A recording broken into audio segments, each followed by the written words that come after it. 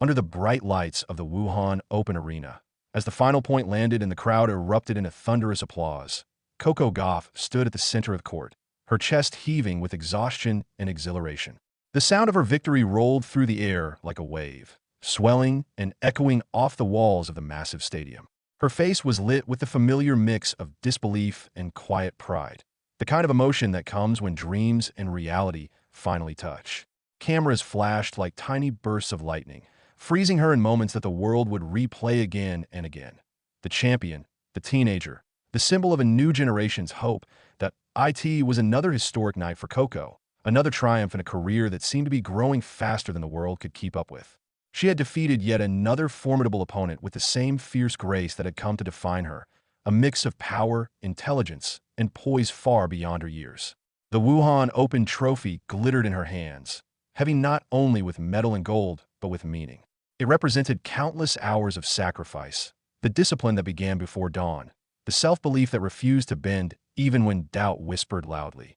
Yet, as the noise of celebration swelled around her, something unexpected lingered in her expression. Beneath the radiance of victory, there was a gentleness, the kind of calm that often comes from someone whose purpose reaches beyond personal glory. Moments later, when she was offered the gleaming prize that awaited her outside, a brand new Corvette, its red paint shimmering like fire under the stadium lights, Coco smiled. It was the kind of smile that carried gratitude, but also a quiet decision already made in her heart. She looked at the car, admired the gesture, and then softly, almost humbly, declined. The crowd gasped. The cameras caught it instantly. Reporters rushed to confirm what they thought they had misheard. But Coco, in her usual composed and thoughtful manner, simply explained that she would rather see something more meaningful come from this moment. She said she wanted to give back, that she had decided to donate her winnings, including the value of the Corvette, to programs supporting underprivileged youth. In that instant, the atmosphere shifted. The cheers that had moments ago celebrated her as a champion now celebrated her as something even greater, a role model, a beacon of compassion. It wasn't the first time Coco Gauff had moved the world, but it might have been the moment that defined her heart most clearly. At just 19, she had already carried the weight of expectation that would make even seasoned athletes falter. From her stunning breakout at Wimbledon years before, when she shocked the tennis world as a fearless teenager defeating legends twice her age, to her U.S. Open triumph that brought tears to millions, she had become more than just an athlete. She had become a symbol of resilience, grace, and purpose. That night in Wuhan, though, the story wasn't about another trophy or another headline. It was about the quiet strength of character that made her turn away from extravagance and toward empathy. While the Corvette stood as a gleaming symbol of luxury, Coco's choice reminded the world that true greatness shines brighter in humility. In the press conference that followed, the journalists expected the usual reflections about her match, her strategy, the technical brilliance that carried her through the final. Instead, they found themselves listening to something far deeper. Coco spoke softly, her words deliberate and sincere.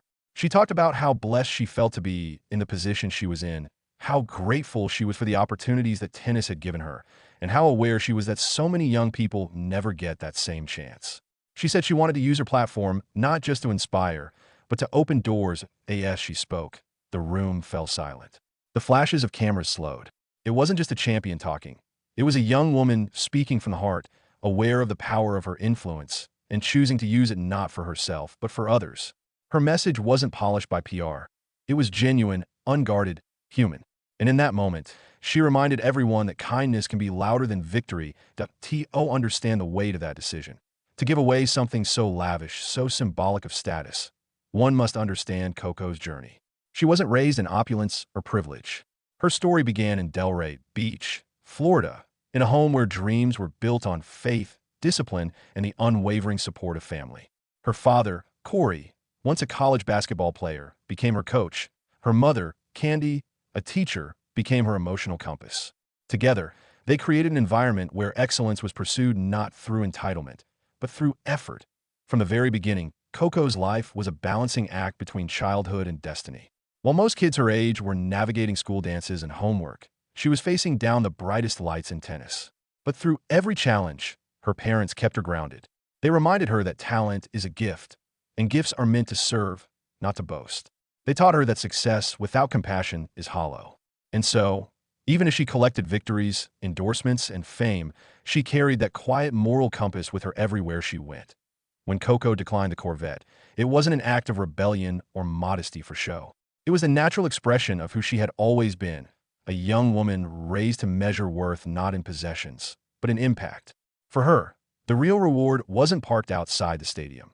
It was in knowing that her victory could create change for someone who needed it more. News of her decision spread like wildfire across the world. Social media exploded with admiration. Fans wrote messages of love and gratitude. Parents told their children about her example, and sports commentators struggled to find words big enough to describe the grace of her gesture. But Coco herself stayed quiet through most of it, letting the act speak for her. She didn't seek to turn it into a campaign or a headline. For her, kindness was not a strategy.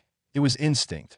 The organization she chose to support focused on giving opportunities to underprivileged youth, funding sports training, education programs, and mentorship initiatives. It wasn't just a donation of money. It was a statement of belief. She wanted young people to feel that their dreams, too, were possible, no matter where they started. For many of those children, Coco's story was already a source of hope. Now, her generosity transformed that hope into something tangible. And yet, even as the world celebrated her, Coco seemed more reflective than triumphant. Those close to her said that after the press events ended, she spent time alone in quiet thought, perhaps processing the magnitude of everything. Not the gift she refused, but the message she sent. Because in moments like that, the weight of being a role model becomes real. It's not just about winning matches anymore. It's about shaping hearts on the long flight out of Wuhan. As the city lights faded beneath the clouds, Coco sat by the window, headphones in, eyes watching the horizon. The applause had faded, the reporters had gone home, but inside her mind, the meaning of the week lingered. She thought about the little girls who might see her story online, the ones growing up in places where opportunities are scarce, who might whisper to themselves, if she can, maybe I can too. And that thought, that quiet ripple of inspiration, meant more to her than any car or trophy ever could. There's something deeply moving about seeing youth combined with wisdom. Coco's actions reminded the world that maturity isn't about age, it's about empathy. While many at 19 chase symbols of success, she chose significance. She showed that true luxury is having the freedom to give in a sports world often driven by endorsements, glamour, and excess. Her gesture stood out like a beacon. It wasn't anti-materialistic or performative. It was pure-hearted. She had nothing to prove. She had already proven herself through her talent. But she wanted to do more than just inspire admiration. She wanted to inspire action. Her coach later said that she often talks about the future, not in terms of titles, but in terms of impact. She's always asking how she can make a difference, he shared. Even during tournaments, she'll talk about schools, about kids, about ways to use her platform. It's who she is. That authenticity is what sets Coco apart. The same fire that drives her to chase down impossible balls on the court drives her to chase down justice and kindness off it. Her power, both in her game and in her character, lies in her refusal to be defined by others' expectations. She's not just a champion in tennis. She's a champion in humanity. As days passed, the story of her donation continued to ripple outward. News outlets replayed her interview, highlighting the humility in her tone. In communities across the world, teachers used her example to talk about selflessness, about how true leadership isn't measured by what you gain, but what you give away. And for the young athletes watching, Coco became not just a role model, but a blueprint. Because somewhere a little girl practicing on cracked concrete courts or in dimly lit gyms now knows that success doesn't have to change your heart. That you can reach the highest stages and still stay rooted in grace. That fame can be used as a bridge, not a wall. For Coco, it was never about making a statement. It was about being true to the values that carried her this far. She often says that her faith and her family are what keep her steady.